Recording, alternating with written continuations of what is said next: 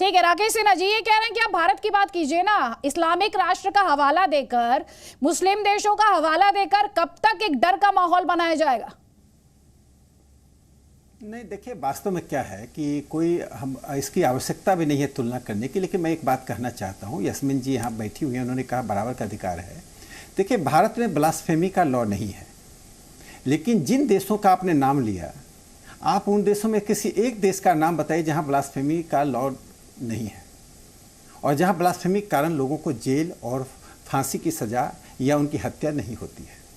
तो भारत का जो हिंदू राष्ट्र है वह एक प्रयोग धर्मी देश है। प्रयोग धर्मिता का मतलब है कि समाज में आध्यात्मिक प्रयोग की अनुमति है, इसलिए इसको कहती है आध्यात्मिक लोकतंत्र, स्पिरिचुअल डेमोक्रेसी। जिस देश में स्पिरिचुअल डेमोक्रेसी हो, जिसमें मूर्ति पूजा जो काशी जी नगरी है मूर्ति पूजा की, वहाँ 18 नवंबर 1869 को स्वामी दयानंद सरस्वती मूर्ति पूजकों को चुनौती देते हैं। 300 लोग उनसे बहस करते हैं, लेकिन कोई किसी पर पत्थर नहीं फेंकता है। इस प्रयोग धर्मिता को ही मोहन भागवत जी ने आज अपने भाषण में हिंदू राष्ट्र के रूप में परिभाषित किया है। हिंदू शब्द एक जियो कल्चरल कंसेप्ट है, आप समझ लीजिए, भू सांस्कृतिक अवधारणा है, और इस्लाम जो है वो एक सांप्रदायिक अवधारणा है।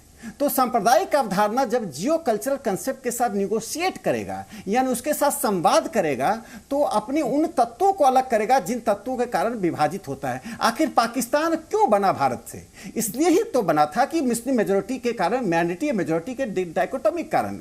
हिंदुओं तो नहीं कहा कि पाकिस्तान बना दो, हम तो अखंड भारत का मोर्चा लेके निकलते थे, उधर जिन्ना पाकिस्तान का मोर्चा लेके निकलते थे। बहुत से लोग जो पाकिस्तान का यास्मीन जी समर्थन कर रहे थे, बहुत से लोग जो समर्थन कर रहे थे, पाकिस्तान नहीं जा पाए, इसी देश में रहे। लेकिन इस देश में उनके साथ क्या कोई अत्याचार हुआ? और प्रधानमंत्री नरेंद्र मोदी जी के आने के बाद, 2014 में आने के बाद, सबका साथ, सबका विश्वास और सबका प्रयास जो उन्होंने कहा, आप एक नीति, एक कार्यक्रम बता दीजिए जिसमें कि किसी धर्म के साथ अन्याय हो। 80 करोड़ लोग में वो भी आते हैं जिनको अनाज पहुंचता है, या जो उज्ज्वला योजना है उसमें वह भी आते हैं जिनके पास प्रधानमंत्री की स्कीम जाती है।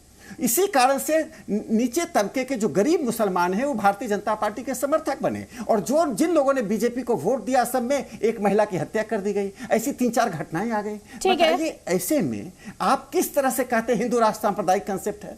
ठीक है, जवाब लीजिए तौसीफ अहमद खान। सांस्कृतिक ठीक है, जवाब ले लीजिए सर, तौसीफ अहमद खान। तौसीफ अहमद खान, देखिए हिंदू राष्ट्र हम बनाएंगे ऐसा तो खुद मोहन भागवत जी नहीं कह रहे, क्योंकि वो खुद जानते हैं कि ये एक कम्युनल कॉन्सेप्ट है, और यही वजह है कि जब आज़ादी से पहले इसकी बात रखी गई थी तो उसको निकाल दिया गया था, और यही वजह है कि भारत ने अपना एक कॉन्स्टिट्यूशन अडॉप्ट किया और कॉन्स्टिट्यूशन के तहत भारत को जो है चलाया जा रहा है। और उसी कॉन्स्टिट्यूशन को चलाने के लिए वजह से ही आज मोहन भागवत जी ने ये और भी दो चार बातें की। एक, उन्होंने कहा कि महिलाओं को जो है इक्वल ट्रीटमेंट दो, उन्हें काम करने से ना रोका जाए, घर में बांध के ना रोका जाए। दूसरी बात उन्होंने कहा कि भाई दलितों को जो है इक्वल ट्रीटमेंट मिलना चाहिए। मंदिर का पानी और शमशान, इन सब मामलों में, या फिर कि घोड़ा में कौन दूल्हा बैठेगा, वो दलित है तो वो नहीं बैठेगा, इन सब मामलों से तो मोहन भागवत जी खुद कह रहे हैं कि हमें ये सब चीज को खत्म करना है। तो ना तो मोहन भागवत जी कह रहे हैं कि भाई हम हिंदू राष्ट्र बनाने जा रहे हैं, वो एक उनका एक काल्पनिक एक जो सोच है वो तो दूसरे लेवल पे, वो तो ये नहीं कह रहे कि हम तो कॉन्स्टिट्यूशन बदल देने जा रहे हैं। ये वो उनके जो रैडिकल, देखिए रैडिकल लोग, रैडिकल थॉट वाले लोग आरएसएस में भी है और दूसरे संगठन में भी है। तो उनका ये जो पैगाम है, ये आरएसएस के जो अगर कुछ रैडिकल लोग होंगे वो तो मानने ही नहीं मांगे, आपके टीवी में बैठ करके वो रिजेक्ट कर देते हैं। जब मोहन भागवत जी ने कहा कि मस्जिदों के नीचे शिवलिंग को ढूंढना बंद करो, उसके बावजूद वो पहुंच जाते हैं। तो आज हर ऑर्गेनाइजेशन को चाहिए कि वो इंट्रोस्पेक्ट करे, अपने आप में वो देखे कि क्या वो सही रास्ते पे है या गलत रास्ते पे। एक बात तो साफ है कि चलिए आपने मोहन भागवत को सुना, आपने सरसंघ चालक को बहुत ध्यान से सुना, आपने ये भी कहा कि आरएसएस में भी कुछ मोहन भागवत जी जो कह रहे हैं वो तो ठीक कह रहे हैं। उन्होंने तो पहले भी कहा था मस्जिद के नीचे मत ढूंढो शिवलिंग, लेकिन आरएसएस में कुछ रेडिकल एलिमेंट्स हैं। रेडिकल एलिमेंट्स का आरोप तौसीफ अहमद खान आपने लगाया आरएसएस में। मैं बस एक क्लैरिटी चाह रही थी कि आरएसएस को लेकर आपकी ब्रॉडली अंडरस्टैंडिंग है क्या? आपको उसमें जो रेडिकल एलिमेंट्स हैं उनसे दिक्कत है, आपको आरएसएस एज एन ऑर्गेनाइजेशन दिक्कत है, आपकी आपत्ति है किस सिलसिले में? 20 सेकंड्स है आपके पास, सीधा जवाब दीजिए मुझे। देखिए, जिस तरीके से देश भर में हजारों संगठन हैं, उसी तरीके से आरएसएस भी एक संगठन है। अगर दूसरे संगठनों में रेडिकल एलिमेंट्स हैं तो आरएसएस में भी रेडिकल एलिमेंट्स हैं। लेकिन आप देखिए कि आरएसएस के लीडरशिप क्या कह रहे। आज तो उन्होंने कुछ ऐसा नहीं कहा कि हाँ नरसंहार होना चाहिए। आज तो उन्होंने ये नहीं कहा कि हम नया संविधान ले आएंगे, वाराणसी को कैपिटल बना देंगे। सरसंघ चालक मोहन भागवत ने कब कहा कि नरसंहार? उन्होंने नहीं कहा, वही तो मैं कह रहा हूँ कि उन्होंने क्या कभी कहा? आपने कहा आज उन्होंने ये नहीं कहा। नहीं, मैं आपसे क्या कह रही हूँ, धर्म संसद जो चलाते हैं, जो धर्म संसद चलाते हैं, वो तो ये कहते हैं। तो मोहन भागवत थे उस धर्म संसद में, मोहन भागवत जी ने कहा हम आरएसएस के लोग हैं, वो लोग ऐसा बात कहते हैं। ठीक है, यानी आपको ये क्लैरिटी है कि संघ एज एन ऑर्गेनाइजेशन, अब आप ये कह रहे हैं कि संघ में जो आरोप लगते हैं कम्युनल होने के, वो आरोप गलत है। सरसंघ चालक सही बात कहते हैं, कुछ रेडिकल एलिमेंट्स है। ठीक है, राकेश सिन्हा जी, चलिए, इनको अब ये अंडरस्टैंडिंग है, ये कह रहे हैं कि एज एन ऑर्गेनाइजेशन आरएसएस जो है उसमें दिक्कत नहीं है, लेकिन जो रेडिकल एलिमेंट्स हैं इस ऑर्गेनाइजेशन में, जो कि मैं आज कहूंगी इस डिबेट में एक बड़ा स्टेप है, क्योंकि इससे पहले जब डिबेट्स होती थी तो सबसे मैंने यही सुना है, संघ ये करता है, संघ वो करता है, संघ का कनेक्शन यहाँ टेरर से रहा, इस तरह के आरोप लगते रहे पॉलिटिकल डिबेट्स में। आज तो तौसीफ अहमद खान जिस तरह से उन्होंने सरसंघ चालक की डिबेट, माफ कीजिएगा, भाषण सुना है, और इस डिबेट में वो खुद ही पॉइंट्स बयां कर रहे हैं, एक प्रोग्रेस है उस सोच को लेकर जिसकी कोशिश संघ भी करता रहा है। लेकिन रेडिकल एलिमेंट्स का क्या? बढ़ती हुई स्वीकृति का ये परिणाम है, संघ की बढ़ती हुई स्वीकृति का परिणाम है कि आज ऐसे व्यक्ति, जो आपने ठीक कहा, जो पहले आकर संघ पर काल्पनिक शत्रु का एक आरोप लगाते थे, वे आज उन बातों का जिक्र कर रहे हैं जिसका मोहन भागवत जी ने किया। देखिए, दो बहुत महत्वपूर्ण पक्ष हैं। पहला पक्ष है कि शांति और सद्भाव की जिम्मेदारी एक तरफा नहीं होती है।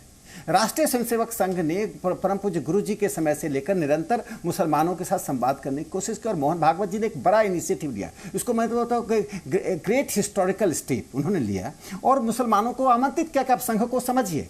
इसका कारण है कि संघ के नाम पर ही भारत की राजनीति दशकों से चलती रही है। राहुल गांधी आज भारत जोड़ो यात्रा में क्या कर रहे हैं? संघ को एक्यूज कर करके मुसलमानों को डरा रहे हैं। तो संघ जब एक सामाजिक ताकत है, एक सांस्कृतिक ताकत है, जब संघ किसी के साथ दुर्व्यवहार या भेदभाव नहीं करना चाहता है, तो संघ ने अपनी नैतिक जिम्मेदारी समझी उस संवाद को आगे बढ़ाने की। लेकिन उस संवाद का परिणाम यह होना चाहिए कि इस्लाम का भारत आने से पहले की जो भारत की संस्कृति, सभ्यता और जो यात्रा रही है, जो पूर्वजों में से जुड़ा हुआ है, उसको स्वीकार करना। आप अपनी पूजा पद्धति को बनाए रखते हुए भारत की सभ्यता, संस्कृति, इतिहास और पूर्वजों को जोड़ना चाहिए। इसलिए मैंने कहा मेजोरिटी, मैं एक बात कह दूं, मेजोरिटी और माइनॉरिटी यानी बहुसंख्यक अल्पसंख्यक शब्द जो तजामुल हुसैन ने, जो खुद मुसलमान थे, संविधान सभा में कहा था कि ये ब्रिटिश क्रिएशन है, उसको बाहर फेंक दीजिए। ब्रिटिश के आने से पहले मेजोरिटी माइनॉरिटी का कंसेप्ट नहीं था। आज उसी कंसेप्ट को जब तक आप नहीं बाहर करेंगे तब तक संवाद स्वस्थ नहीं हो पाएगा। ठीक है, आप संवाद की बात करें। एक कमेंट यहाँ पे डॉक्टर अब्दुल मन्नान मैं आपका लेना चाहती हूँ। असदुद्दीन ओवैसी ने कहा ये तो एनुअल डे था हेट स्पीच का। उन्होंने कहा कि फियर मॉन्गरिंग, पॉपुलेशन इम्बैलेंस को लेकर, जनसंख्या असंतुलन को लेकर, ये जेनोसाइड, नरसंहार, एथनिक क्लिंजिंग और साथ ही जो हेट क्राइम्स हैं दुनिया भर में, उनमें देखी गई है। फिर उन्होंने बाकायदा कोसोवो का एग्जाम्पल दिया और ये कहा कि ये अल्बेनियन मुस्लिम्स जो थे उनका जेनोसाइड हुआ सर्बियन नेशनलिस्ट द्वारा। वो कहते हैं अगर हिंदू और मुसलमान का डीएनए सेम है तो इम्बैलेंस कैसे है। यहाँ पर आप देख रहे हैं कि सरसंघ चालक मोहन भागवत को लेकर, चाहे वो तौसीफ अहमद खान हो, उन्होंने जो कहा उन्हें लेकर एक एक्सेप्टेंस का लेवल बढ़ा है। लेकिन असदुद्दीन ओवैसी को इसमें हेट स्पीच कहां से दिखाई दे रही है? देखिए, तो सरसंघ चालक ने खुद कहा है कि डीएनए सबका एक है, चाहे हिंदू हो चाहे मुसलमान हो। तो फिर सवाल यह है कि पॉपुलेशन इम्बैलेंस की बात कहां से आई? सिर्फ हिंदुस्तानी है, पॉपुलेशन कंट्रोल करना है तो सबका एक साथ करना चाहिए।